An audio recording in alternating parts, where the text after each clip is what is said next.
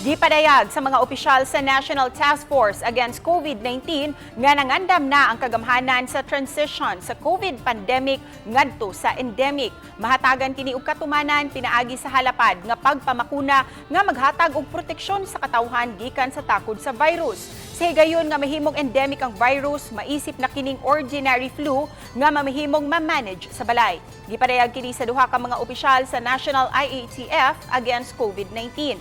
Gani karon gisugdan na kini sa pagpatuman ang home isolation o self-regulation. Huwag tango na usab ang mga restriction aron normal nang makabalik sa unsa may naandang kalihukan ug panginabuhi. Apan ipabilin gihapon ang pagsulob og face mask. We don't want to be complacent, pero ang ginagawa natin is we are preparing ourselves. Ang sinasabi ng mga expert, maybe March.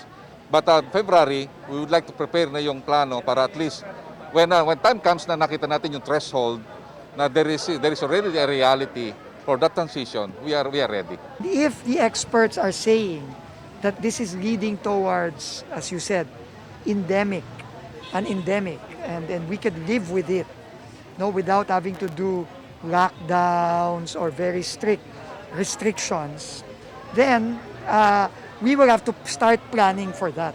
Number one is vaccination. Dahil mataas yung vaccination natin dito sa particular Metro Cebu, that's yung major factor.